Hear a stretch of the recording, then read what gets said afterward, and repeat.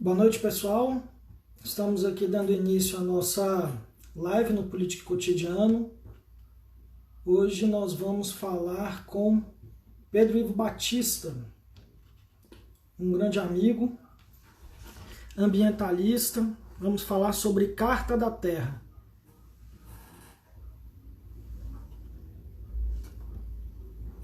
Estamos aguardando aqui a entrada do Pedro para a gente começar a falar sobre a Carta da Terra, tema extremamente relevante nos dias de hoje que estamos passando de pandemia e também queremos tratar da pós-pandemia. Estou aguardando aqui a entrada do Pedro, ele já deve estar entrando.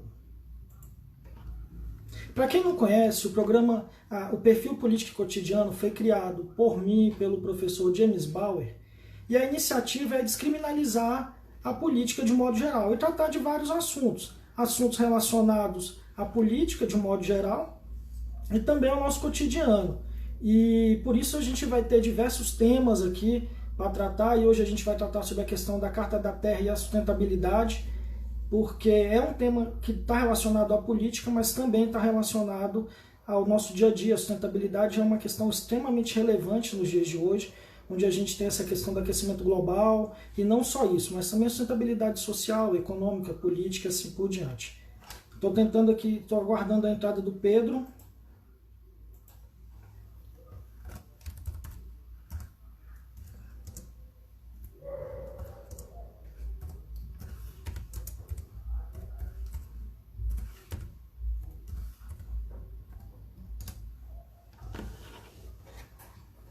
Vamos ver se ele entra. Quero agradecer a presença de todos aí que acabaram de entrar. Professor James Bauer, cofundador do Política Cotidiano, comigo já entrou também.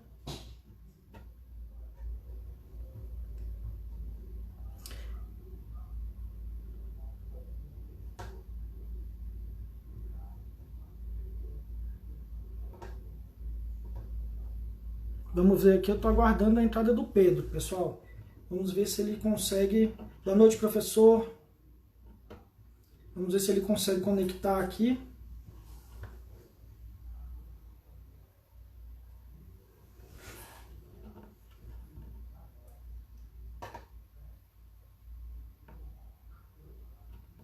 Tomara, professor. A ideia é essa, a gente tratar de um assunto bastante interessante, relevante para todo mundo que está participando, que se dispôs aqui a entrar para nos ouvir falar.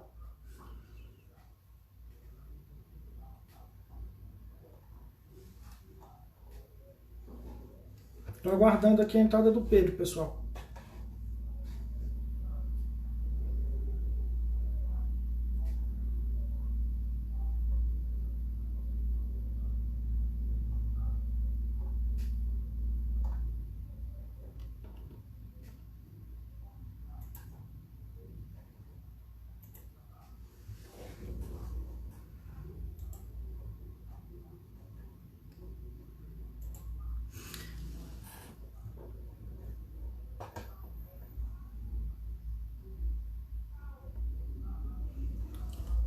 Vamos lá. Bem, enquanto o Pedro não entra, a gente também não pode esperar aqui, porque o pessoal já está entrando e eu acho importante a gente conversar um pouco aqui. Como eu disse, o professor James Bauer já está presente, a ideia realmente é descriminalizar o debate político. A gente vive numa crise política num país muito grande. E uma das coisas que fez a gente ter a iniciativa de criar o programa é a necessidade de se discutir de uma forma muito menos polarizada, de uma forma mais tranquila e racional, a política de um modo geral, e o cotidiano da mesma maneira. Então a gente tomou essa iniciativa, a gente criou alguns canais, tanto no Facebook quanto no Instagram e no Twitter, para poder discutir com as pessoas temas relevantes, temas relacionados à política, de forma de descriminalizar isso, diminuir essa questão da polarização, poder avaliar por um viés diferente, né, menos radical, menos crítico, menos agressivo, e tentar falar de uma forma mais amistosa sobre essa questão tão relevante. Felizmente o Pedro ainda não entrou, estou tentando mandar mensagem para ele aqui no celular, no computador, mas a gente vai tocando logo que ele entrar,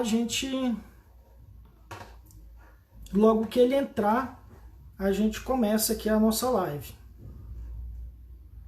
E vamos falar sobre a Carta da Terra. Hoje, pessoal, faleceu um ambientalista muito conhecido, né? Amigo do Pedro, inclusive, o Rubão, faleceu hoje, um dos fundadores da rede, e infelizmente está todo mundo muito triste com o falecimento dele, né? Não sei nem se de repente é por isso que o Pedro ainda não conseguiu entrar aqui na live.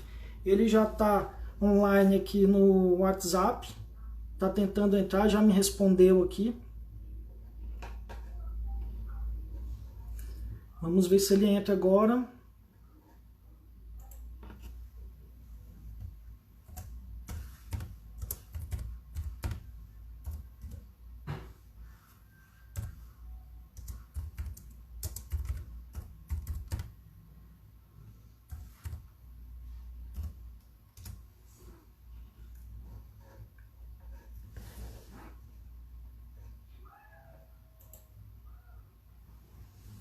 Vamos lá, vamos lá.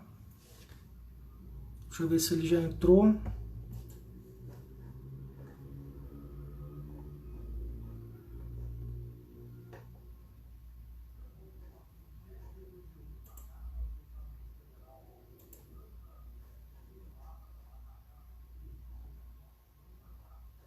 Ainda não, estou aguardando. Quem quiser já começar a fazer alguma pergunta, quiser colocar alguma informação, fique à vontade. O Pedro ainda não... Aqui, ó, o Pedro pediu para entrar agora. O Pedro apareceu aqui, está conectando. Já aceitei o Pedro aqui, estamos só aguardando a internet dele responder. Olha só. Boa noite, Pedro! Boa noite, desculpe, rapaz, eu tô com um problema de internet aqui. Aí onde eu tava não tá pegando, eu tive que vir aqui pra varanda. Normal, Então, normal. Isso aconteceu na última live com a doutora Enilde também e o professor James Bauer. Acontece. Pedro, eu quero te dizer, antes de começar, que é um prazer receber você aqui na nossa live do Político Cotidiano. Você que é um ambientalista histórico, que faz parte do Comitê da Carta da Terra, que é membro fundador da Alternativa Terra Azul, membro de várias ONGs, você que não deixa de ser uma inspiração para mim como fundador da rede, do qual tenho muito orgulho de ser amigo. É um prazer poder te receber aqui para tratar de um assunto tão importante nos dias de hoje, principalmente que trata de que a gente está passando da pandemia, que é a Carta da Terra. Muito obrigado por você ter se disposto a vir conversar com a ah, gente. você não sabe da minha alegria de estar aqui conversando contigo. Sei que também você divide o programa com o professor James, que é uma figura humana Isso. maravilhosa. Eu já acompanho também o trabalho dele aí da leitura dinâmica. Fui aluno dele lá na Pois leitura. é, eu também. E você, além de ser uma pessoa que tem os mesmos ideais que a gente tem, que estamos juntos. Inclusive, você também é do Bacana. Terra, você é do Conselho do Ah, Terra. exatamente. Sou do Temos Conselho Fiscal do um Terra Azul, laço, a convite seu, né? claro, temos um laço de amizade também, de irmandade, por que não dizer, né? Então, estou muito Exatamente. feliz com essa iniciativa sua e do professor, e muito feliz de estar aqui com vocês. Pedro, eu sei que você tem uma reunião às 8h10 no máximo, que você me deu de tempo, e a gente precisa começar a falar do tema que nos trouxe aqui. Infelizmente, hoje faleceu um amigo seu, um fundador da rede também, o Rubens, né, o Rubão. E eu acho que antes da gente começar a falar sobre a Carta da Terra, você poderia falar um pouco da perda do Rubens, para todos nós que somos da sustentabilidade. Rapaz, eu estou com muita saudade do Rubão, certo? Foi um dia difícil para mim, embora, como eu seja uma pessoa cristã, eu sei que ele está nos braços do Pai já numa hora dessa, porque ele foi um ser de luz que passou Uhum. aqui nesse planeta. A gente se conheceu logo depois da Eco 92. Ele é um dos primeiros aqui na questão ambiental, né? Uhum. E queridíssimo, fazia um trabalho importante com os povos da Amazônia, foi presidente do Grupo de Trabalho Amazônico, foi fundador e um dos primeiros conselheiros da certificação florestal, o cara que trouxe o conceito da certificação florestal, transformando a atividade ilegal dos madeireiros em uma ação produtiva correta, certificando esses produtos. E ele foi fundador da rede, como você falou, mas especificamente ele tinha uma outra coisa importantíssima, ele era músico, trabalhava, ele fazia violões e violinos de madeira reciclada, e a organização dele, a OELA, tinha um projeto social com jovens e crianças de música com instrumentos reciclados. Certo? E ele teve um problema, ele teve uma doença grave, fez transplante, e aí a Covid pegou ele, né? Pegou ele. Mas a Covid matou muita gente boa, né, Pedro? Ixi, rapaz, ainda está matando, infelizmente. Está matando muita gente boa. Frente, porque a situação do Amazonas estava muito grave.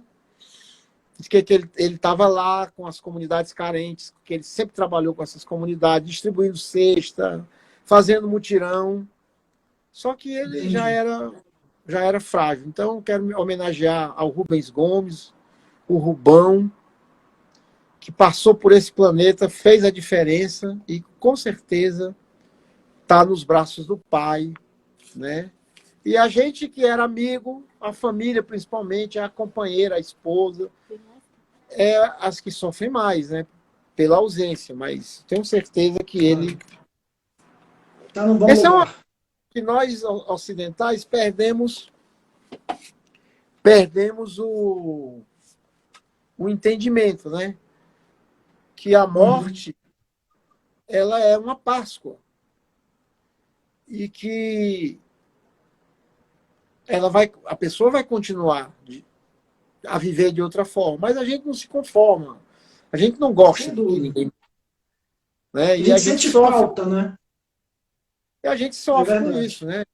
Claro. Eu sou órfão de pai e mãe já. Eu sinto muita falta, mas eu tenho a compreensão que a graça de Deus acolhe essas boas pessoas, né? Bacana. E a gente nem sabe quem acolhe, quem não é, porque não é o nosso julgamento, né? Ainda tem isso, né? Agora, bom, Pedro, vamos lá. Gente, você pode falar... Bom você ter lembrado dele, ele está presente aqui com a gente. Não, sem dúvida. Foi uma perda muito grande hoje, né? Foi uma perda que as pessoas do meio, da questão ambiental, os defensores da floresta, sentiram. Pedro, agora vamos falar sobre a carta...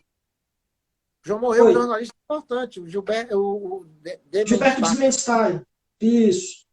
Criador, fundador do Cataca Livre, um cara que trabalhava na Folha de São Paulo, um excelente jornalista voltado para a área social também.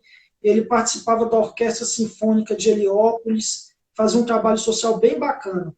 Uma perda também. O Brasil está perdendo muita gente boa com o coronavírus, né? Pedro, agora deixa eu te perguntar uma coisa. Explica para a gente um pouco o que é a Carta da Terra e onde ela se aplicaria hoje nessa situação de pandemia que a gente está passando. Então, a Carta da Terra é o seguinte, quando se realizou a ECO 92, Conferência do Meio Ambiente em 92, se pensou em dois grandes documentos. Um documento seria o documento inspirador da sustentabilidade ou do desenvolvimento sustentável. E outro documento seria o que planejaria o desenvolvimento sustentável. Então, o inspirador, o filosófico, foi as bases da Carta da Terra. E o planejador, o que teve a pretensão de fazer um esboço de planejamento para chegar no século XXI, foi a Agenda 21. E isso em cima da avaliação já de 79, na conferência na Suécia, de que o mundo passava por uma crise ambiental planetária e que era preciso mudar o modelo de desenvolvimento. Bom, mas para mudar o modelo de desenvolvimento, além de ações práticas, que foi destinada mais à Agenda 21, era necessário também, e é necessário também, uma mudança de paradigma. Exatamente. Novos valores que orientem esse novo modelo de desenvolvimento. E aí foi o início da Carta da Terra. O próprio secretário da Eco 92, Maurice Strong, foi o mesmo que encabeçou o processo da Carta da Terra. Na época, Maurice Strong, Mercedes Sosa, Steven Rockefeller, Gorbachev, para citar alguns fundadores. Acontece que, quando começou a discussão, a Carta da Terra tem alguns conceitos muito fortes que eles voltam agora no mundo atual com grande impacto. E esses conceitos fizeram com que as Nações Unidas, que tudo lá é decidido por consenso, postergasse a decisão sobre a Carta da Terra. Então, a Carta da Terra de 92, ela não foi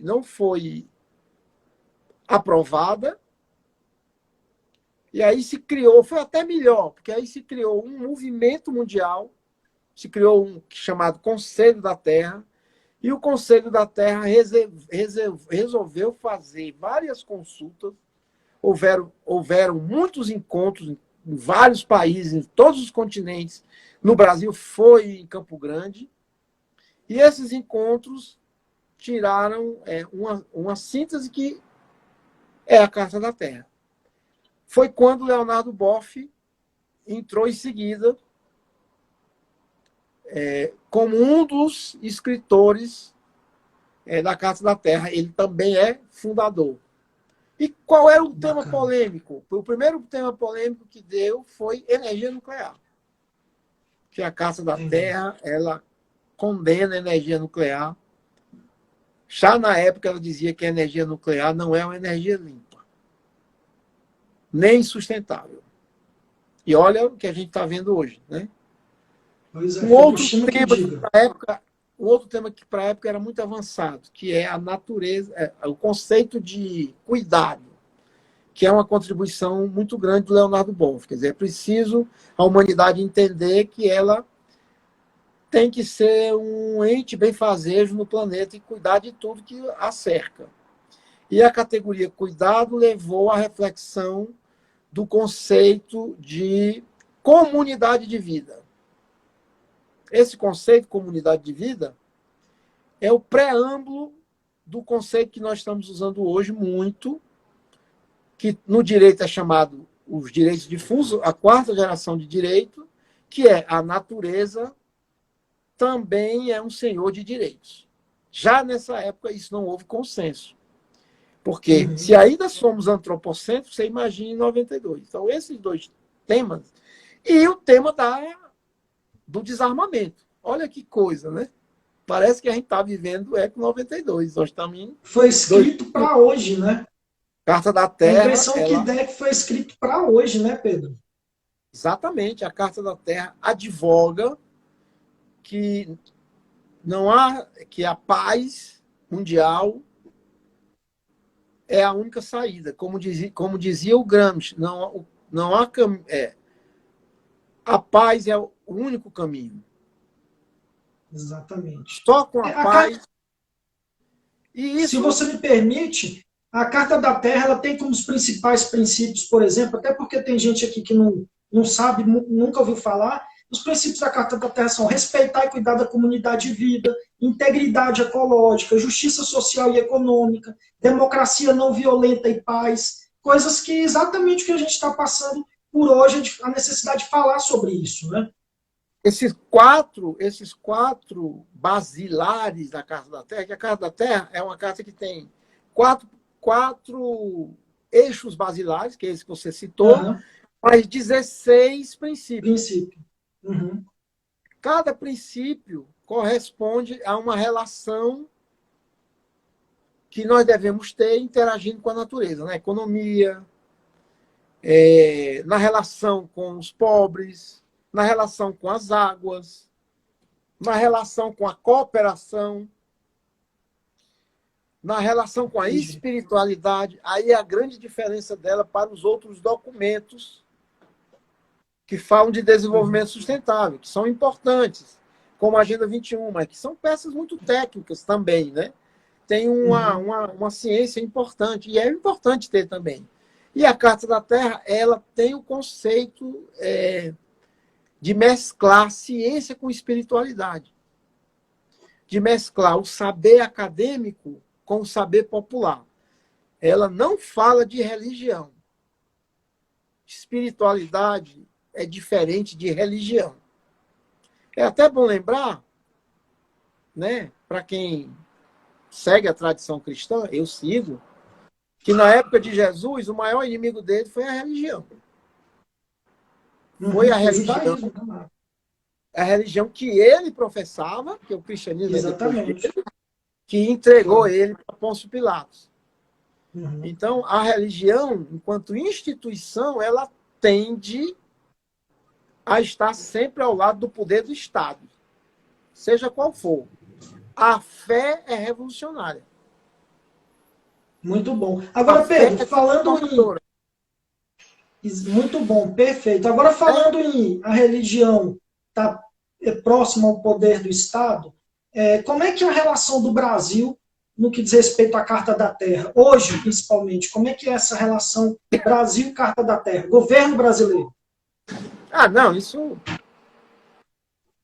Olha, a Marina Silva, quando foi ministra do Meio Ambiente, ela instituiu a Carta da Terra como programa oficial do governo. Que Eu tive a bacana. honra de coordenar esse programa. Muito Como é que bom. foi isso?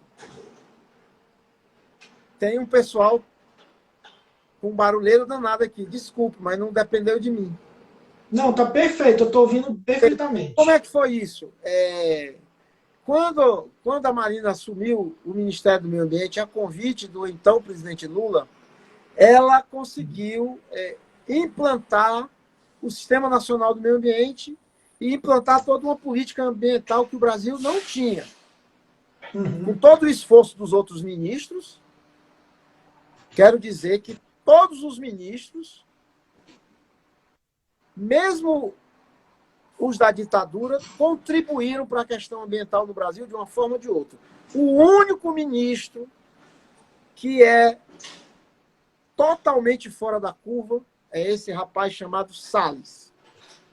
Esse é a excrescência na área ambiental. Mas todos os outros, uns mais, outros menos, eu avalio que a Marina foi a mais importante. Então a Marina disse, vamos estruturar a política ambiental do Brasil. Então a meta do Brasil é fazer o desenvolvimento sustentável, porque você não pode fazer no Brasil a preservação e a conservação ambiental sem considerar que nós somos um país de uma larga pobreza. Claro. Então, a Marina, seguindo Chico Mendes, que trouxe esse conceito, inaugura no Estado o conceito de socioambientalismo. Isso é uma coisa brasileira.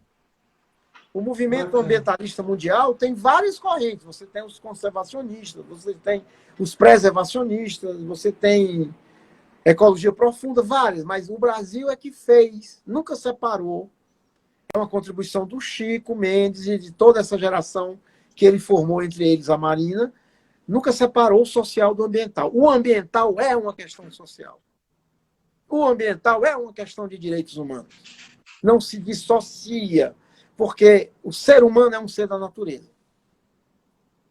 Então, ela instituiu a meta para o desenvolvimento sustentável, fortaleceu o programa Agenda 21, que já era um programa que tinha sido constituído no governo anterior, do Fernando Henrique Cardoso, me convidou para coordenar o programa Agenda 21, e chegando lá eu vi que precisava de um documento inspirador, de uma filosofia. Aí nós instituímos a Carta da Terra.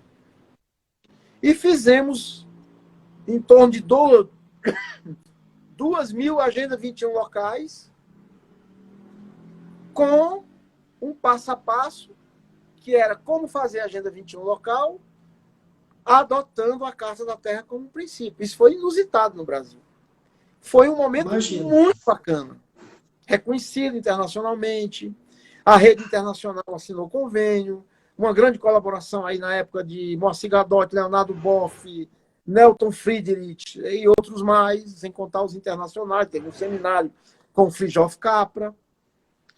Mas isso foi perdendo força quando a Marina saiu. Hoje foi liquidada. Hoje não tem nenhuma relação. O governo atual combate a Carta da Terra e essa semana eu recebi uma coisa esdrúxula. Um general, que eu nem me lembro o nome, de tão inexpressivo que é, dando uma aula para uma turma, dizendo: agora eu vou contar coisas para vocês que vocês nunca souberam. Aí ele apresenta a Carta da Terra como sendo um documento organizado pelos comunistas. Como um instrumento dos comunistas. Para esse governo, todo mundo é comunista, né? O Moro é comunista. O Moro hoje já é comunista, né? O Moro é comunista. Os capitalistas que não concordam com ele, mesmo que tenha grande fortuna, é comunista. Porque o governo é um governo ignorante, malfeitor, criminoso, obscurantista, negacionista. Não é só, né? A gente achava que o Bolsonaro era ruim. Olha aquela reunião. Olha o Expedito Torres aí, tempo que eu não vejo. Rapaz, eu fico impressionado como naquela reunião as máscaras caíram, né? O ministro Salles, por exemplo, dizendo que era uma oportunidade a pandemia para que se botasse o boi no passo, soltasse a boiada, começasse a flexibilizar regulamentação na área ambiental e começasse a desmatar. Isso é um absurdo. Isso é criminoso, Pedro. Eu fico impressionado com a capacidade. É impressionante isso. Agora ficou patente, nós já sabíamos que ele é criminoso, porque ele tem processo de crime contra o meio ambiente em São Paulo, quando ele era secretário lá. Pois é. Não, esse discurso do governo, que era o governo que não ia ter crime, ia coibir a corrupção. Bom, além do Salles, tem os próprios filhos do presidente, né? Que dispensa comentário da gente. Vamos falar de uma coisa boa. Então, hoje o governo está não só distante da Carta da Terra, como distante do processo mundial que se está considerando hoje da importância de preservar o meio ambiente. Então, a Carta da Terra, Pedro, vai fazer 20 anos, não é isso? Se calcular que 2000 foi que ela foi reconhecida, vai ter alguma coisa especial aí para comemorar os 20 anos? A Carta da Terra, ela, durante esses anos todos, ela... Como é que chama, meu Deus? Ela ficou muito articulada com a educação. Então, ela tem a chancela da Unesco, ela está a nível internacional na Universidade da Paz, certo? E ela tem um programa de formação no mundo todo, tanto de formação livre, como de mestrado, doutorado nesse tema.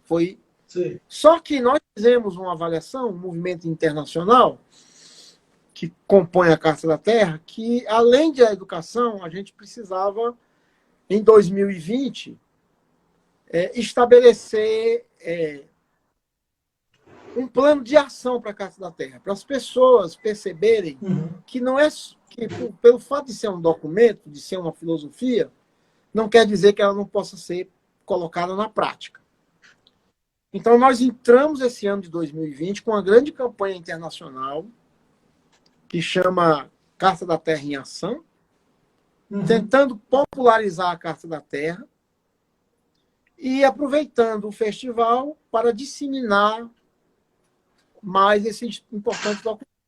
No Brasil, nós constituímos um comitê, desde o ano passado, da sociedade civil, que tem mais de 30 entidades da sociedade civil, com apoio de algumas frentes parlamentares. Então, quero aqui agradecer o apoio da Frente Parlamentar dos ODS do Distrito Federal, presidida pelo deputado Leandro Graz, um deputado jovem, atuante. Para quem não conhecia, a gente já conhecia, sabia que ele ia fazer um grande mandato.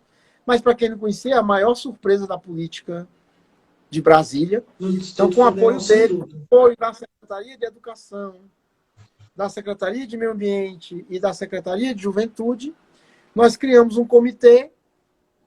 Esse comitê já está fazendo atividades desde o ano passado. O ano passado, nós nos associamos a um outro movimento que está aqui em Brasília, que eu até lhe sugiro entrevistar o Paulo César, que é um dos coordenadores, que é o Tempo de Plantar, que é um movimento de cidadãos e cidadãs que querem plantar 1 milhão de árvores em Brasília. Então, nós, junto com esse movimento, divulgamos a Carta da Terra nessas comunidades. E esse ano nós vamos fazer 2 cursos. Serão cursos gratuitos. Nós vamos abrir agora, no início de junho, a divulgação. São 2 turmas de 150 pessoas para estudar a Carta da Terra e o aquecimento global, né? Que também o governo negacionista diz que não existe. Vamos fazer um festival, ia ser presencial, eu já quero convidar todo mundo, mas não vai ser mais presencial por causa da pandemia, então vai ser um festival na internet, com a participação de pessoas do mundo todo. Né? Fridtjof Capra, Seven Suzuki, Edgar Morin, Marina Silva, Cristóvão Buarque, ministro Herman Benjamin, e tanto Leonardo Boff, Ricardo Jung, Marcos Palmeira,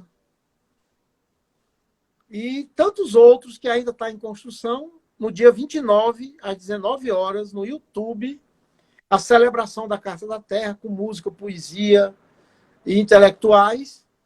E durante o ano todo nós vamos fazer atividades, convidando pessoas como Leonardo Boff, que eu já tenho citado, como o Capa, para fazer lives, e vamos reeditar.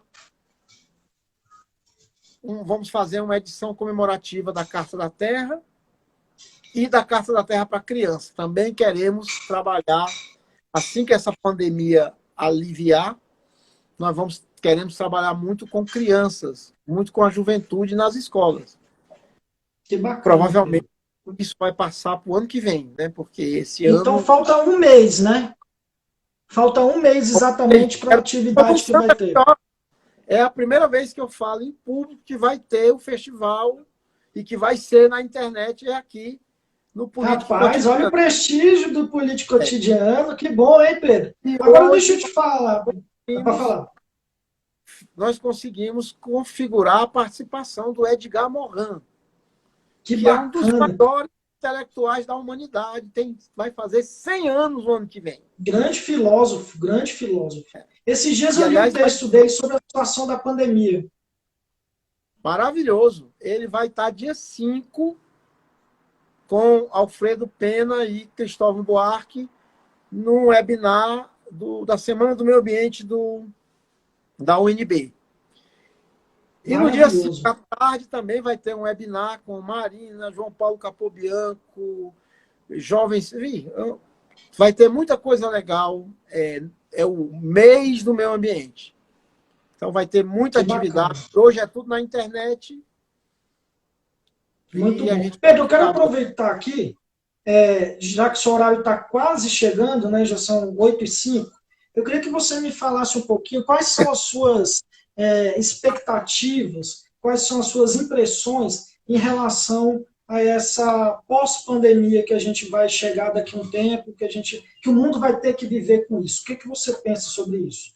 Primeiro vamos falar da pandemia, né? Eu acho que a Carta da Vamos, Terra é fundamental. e a sustentabilidade, a Marina usa muito o Vitor Hugo, eu gosto de lembrar que ele dizia que, mais ou menos assim, forte é a ideia cujo tempo chegou. A pandemia é a prova cabal que nós vivemos numa crise civilizatória e que os modelos tradicionais de esquerda e direita, com todo o respeito e a contribuição que eles deram à humanidade, porque a humanidade é um processo. A evolução é um processo. Não tem só coisa ruim no sistema. Tem coisa boa também e tem coisa que são ultrapassadas. A pandemia está mostrando que a única saída que nós temos é construir um novo modelo de sociedade, que é a sustentabilidade. Por quê? Porque a pandemia, ela não é a causa, ela é efeito. O que ela é? Ela, na verdade, esse vírus que estava aí na natureza, equilibrado nos ecossistemas, ele sai dos ecossistemas, porque nós estamos destruindo os ecossistemas, as florestas, poluindo as águas, poluindo o ar, né? E também tendo uma relação com os animais completamente equivocada. Tanto os animais domésticos como os animais silvestres. Há muitos indícios que essa pandemia começou com os animais silvestres, que são traficados, que são vilipendiados, que são abusados, né, pelo modelo de produção e consumo. Esse modelo de produção... Oi. Que esse modelo de produção e consumo está deixando a Terra doente. E como ela está doente, esses vírus, as bactérias, os vírus, eles deixam de estar no seu estado natural e passa a sofrer mutações incontroláveis. Então, a pandemia não é uma resposta da natureza, como disse alguém, hein, que não conhece a questão ambiental. A pandemia é nada mais, nada menos uma intervenção humana errada sobre a natureza, uma intervenção do modelo de desenvolvimento que nós vivemos, de produção, de consumo, do estilo de vida, certo? Que permite que isso aconteça. Não vai ser a última, infelizmente. E se nós não cuidarmos em relação ao aquecimento global, nós vamos ter pandemia associada a cataclisma provocados pela mudança climática. Então, é muito grave o que nós estamos vivendo. Claro que agora nós estamos correndo atrás de medidas emergenciais, paliativas, importantes para salvar vidas. Nós estamos atrás da vacina, nós estamos atrás da renda básica. A renda básica tem que se transformar num programa social, independentemente do coronavírus. Nós estamos correndo atrás de uma vida comunitária que nós perdemos, engraçado, um paradoxo. Nós estamos isolados, mas só está vivendo melhor, sobrevivendo melhor. Tem mesmo isolado, tem alguma comunidade de referência. Tem amigos, tem família, tem comunidade, para até não criar problemas de sofrimento mental. Então, o vírus é efeito disso. Vamos combater o vírus agora com saídas emergenciais, investir para proteger os pobres, investir na saúde pública e se preparar para a crise econômica que vem por aí. O que eu estou dizendo é tão interessante que não sei se vocês viram, pessoal, todo mundo que está acompanhando, que tem estudos que mostraram que na Índia o céu ficou mais visível, que mediram o pulsar do planeta, né, que eles chamam de ressonância Schumann, e o planeta estava pulsando desacelerado. Por quê? Porque a produção e o consumo mudaram. Exatamente. Então, como a gente só aprende no amor, na dor, agora nós estamos aprendendo na dor. Então, o que é que vem por aí? O que se fala aí e o que está acontecendo é que essa crise econômica ela vai ser muito maior. Nós vamos passar por uma recessão em longa escala, que vai provocar, no caso do Brasil, mais desigualdade, mais pobreza, mais dificuldade, principalmente para os mais pobres, mais vulneráveis, certo? E falam até que essa recessão pode virar depressão, que é a depressão econômica, ainda é muito mais grave. Uhum. No cenário da pós-pandemia, o primeiro elemento é esse. O segundo elemento é que a crise ambiental vai perdurar. Se continuar a devastação das florestas, e continuar, nós vamos ter outras pandemias que podem se associar aos cataclismos provocados pelo aquecimento global. E um outro elemento é a tecnologia. Já inicia uma guerra fria. Nós temos hoje praticamente uma guerra fria entre Estados Unidos e China. Primeiro pelos recursos naturais, não só pelo petróleo, mas também pela tecnologia da chamada banda larga de novo tipo, que é o 5.0. Porque vai ser muito importante ter aplicativos, ter internet, universalizar isso, porque nós não vamos ter mais as aglomerações como nós tínhamos antes. Esse setor de entretenimento, ele já está se preparando, que ele vai mudar todo. Festas com grande conglomerado de pessoas, o turismo, tudo isso vai ser afetado. Por isso que já tem aí experiências de festas pela internet com milhares de pessoas. Nós fizemos a Janela Democrática agora recentemente, participaram, numa mobilização de 4 dias, participaram 600 mil pessoas. Então, e a economia? Nós temos que nos enfrentar a economia. E a melhor forma de enfrentar a economia, para gerar emprego e renda, é implantando a economia verde, a economia sustentável. Nós não podemos fazer a economia velha, porque vai mudar bastante. Vai mudar bastante os postos de trabalho.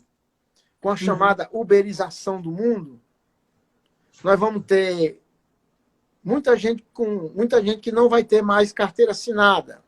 Se manter esses empregos que estão aí, que vão se acabar. Boa parte deles vão diminuir. Vocês já estão vendo como é que está hoje, com tudo no delivery, né? Como é que a gente se prepara para isso? O Brasil pode entrar nessa pós-pandemia com um grande diferenciador. Economia sustentável. Energia solar, agroecologia, tecnologia de ponta. O Brasil precisa deixar de ser exportador de commodities naturais. É um neocolonialismo para ter um protagonismo na economia das florestas, na economia sustentável, gerando milhares de empregos. Você anda no Brasil, quem já andou nos parques, tem 4 funcionários para cuidar de parques imensos. A Brolio tem 4 funcionários. Então, nós temos aí uma possibilidade de geração de emprego imensa.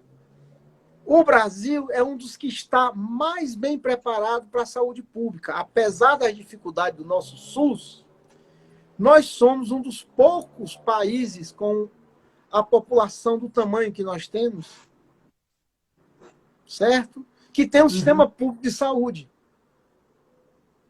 Então, nós temos que investir na saúde. Gera emprego, fazer hospitais, fazer uma medicina menos alopata mais natural e mais preventiva, usando os produtos da floresta que vão para o exterior, eles patentiam e vêm como remédio industrializado o triplo do que foi feito lá. Particularmente, a maioria dos princípios ativos são princípios ativos retirados das nossas florestas, ou dos países como o nosso. Então, não, o que vem por aí não vai ser fácil, mas o que vem por aí depende das escolhas políticas. A escolha política desse governo que está aí é um desastre.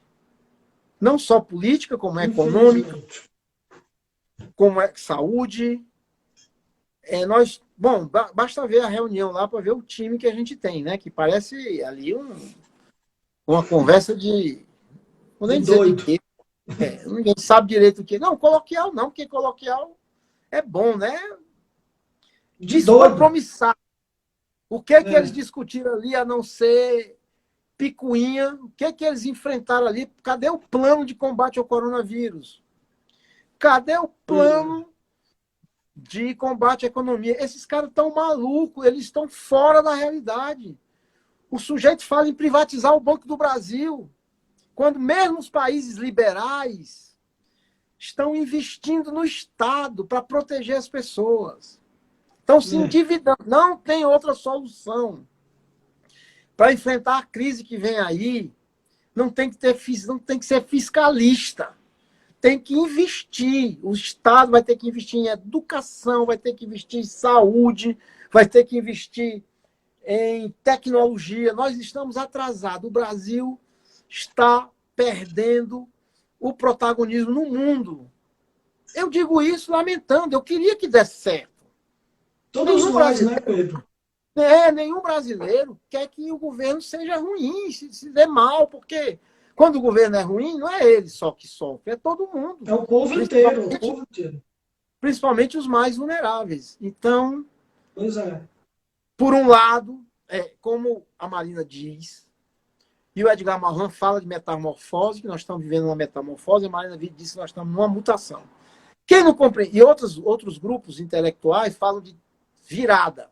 Estamos na fase da virada. E outros grupos dizem que nós estamos na fase da transição. Não importa o nome. O morrer do velho e o nascimento do novo. Só que para morrer o velho e nascer o novo não nasce do novo, o novo nasce do velho. Precisa de uma transição. É verdade. Precisa de um plano de desenvolvimento sustentável que abarque todas as áreas do Brasil. Economia, cultura. Olha o que esses caras estão fazendo com a cultura. Então, economia, cultura, tecnologia, saúde, segurança pública. Não é a milícia que é para cuidar de segurança. E cometendo crime e assassinando vereadora e assassinando pessoas. É uma segurança pública humanitária, moderna, certo? Tudo isso tem que ser visto. Infelizmente, tem razão. Infelizmente, não está sendo feito. Essa receita aí neoliberal, que nem os liberais estão defendendo mais. Olha os Estados Unidos. Olha, bilhões e bilhões de dólares para proteger as pessoas na pandemia. Olha a Inglaterra. O mundo inteiro, Pedro, está investindo nas pessoas, né? Está investindo no próprio Estado. Essa teoria de vender tudo, que a gente viu defender no dia 22 de abril na reunião, hoje se aplica basicamente ao Brasil. A gente sabe que a crise é global e que você precisa investir no Estado para poder dar condição de sobrevivência à humanidade. O ser humano nós estamos passando por uma crise e a gente só vai sair dessa crise se o ser humano se a população realmente tiver investimento do Estado em tudo isso que você falou. É exatamente isso que você falou. Que nós não somos contra o mercado. Nós sabemos a importância do empreendedor, do mercado, mas não... Claro, sem dúvida. Não tenhamos que ter a ilusão que a iniciativa privada vai resolver os problemas sociais, porque não vai. Não é da pureza dela. Os negócios foram feitos para outro tipo de natureza, mesmo que tenha responsabilidade social. Os negócios é para gerar economia e gerar lucro. Então, o Estado, eu não advogo que o Estado tem que se meter em tudo. Eu não sou Claro. do modelo passado Estatista, né? estatiza tudo. Eu fui em Cuba e estatizaram lá até a bodega do sujeito, os táxis. Isso não vai, não dá certo. Mas eu sou a favor que nas questões estratégicas que estão relacionadas ao bem-estar das pessoas e da natureza, não claro. O Estado tem que... Na realidade, Pedro, na realidade a discussão hoje não é mais Estado mínimo ou Estado máximo, é Estado necessário, não é isso? Exatamente. É um Estado necessário. Um Estado mobilizador. Isso. Tanto o capitalismo de Estado como o Estado burocrático que se diz socialista, nem sei se é, mostraram da sua incapacidade. E o neoliberalismo e todas as suas matizes, liberais, neoliberais, liberais fascistas, como é o atual governo, estão em derrocada. Então, é preciso ter um choque de realidade nesse pessoal. Sem dúvida. Pedro, ó, o papo está muito bom. Você vai me matar porque já são 8h20. Você me disse que teria que sair às 8h10. A sua reunião com a Marina vai acabar atrasando por minha causa. Mas eu quero muito... Por causa não, por mim confundir os horários. Ah, então tá. Mas eu quero muito agradecer. Quero agradecer a sua participação aqui no Político Cotidiano. Foi muito enriquecedor. Fico muito feliz de ter podido contar com você. Nós estamos começando agora o nosso canal, já é a terceira live apenas, e a gente já tem conseguido trazer bastante pessoas interessadas. Muito obrigado mesmo. Foi uma aula para mim, mais uma vez, que convivo com você, e tenho certeza que muita gente aprendeu hoje te ouvindo. Muito obrigado, viu? Eu que agradeço e quero dizer que você e o professor James facilitam, né? Porque são pessoas sérias, comprometidas, preocupadas, estudiosas, inteligentes, cultas, né? Então a gente também fica à vontade para fluir e muita gente já acompanha vocês e que isso cresça, Ó, pessoal, vamos aí, ó, todo mundo se ligando, tem muito live legal. Quero convidar todo mundo para o meu live de quarta-feira às 15 horas. Eu vou entrevistar o ex-ministro do Paraguai, Oscar Rivas. Que bacana. Que é um grande ambientalista que vai falar como é que está esse negócio na América Latina, porque o Brasil é parte da América Latina. E a gente vai discutir meio ambiente e Covid na América Latina e vamos ter o Oscar Rivas. E eu quero convidar todo mundo. Estou fazendo minha propaganda. Próxima quarta-feira, né? Quarta-feira, 15 horas, live. 15 horas? Na Alternativa Terra Azul, no perfil da Alternativa Terra Azul? É 15 horas, não é 16 horas, né? 16 horas? Eu não sei o horário exatamente.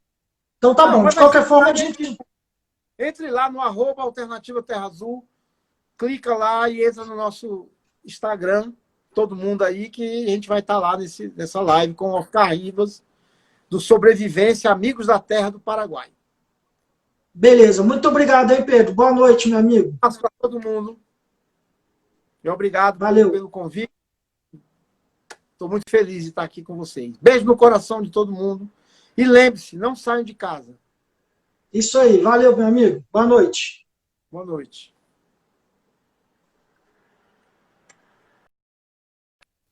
Pessoal, agora eu só quero fazer a propaganda aqui do professor. Próxima sexta-feira, no Político Cotidiano, nós vamos ter professor James Bauer, vai ter uma conversa muito interessante com a Master Coach trainee Roberta Nalesso. Ela vai falar sobre educação integral. É um tema bastante interessante, que vai com certeza atrair um monte de gente. Quero agradecer a todos que passaram um tempo aqui com a gente, que nos ouviram, que puderam refletir um pouco sobre a situação que a gente está passando no país, sabe? A importância da Carta da Terra. Obrigado a todos os amigos, familiares, nossos seguidores. Convidem os seus amigos para seguir o @Política e Cotidiano, que toda semana nós teremos lives que chamarão a atenção de vocês, lives para poder discutir o dia a dia. Obrigado para quem pôs suas posições, para quem concordou, para quem discordou. A participação de vocês é sempre muito, muito importante. Boa noite a todos, bom final de semana e até a próxima sexta-feira com meu grande amigo e cofundador do Político Cotidiano, professor James Bauer, com mais uma live que eu também tenho certeza que não vão perder.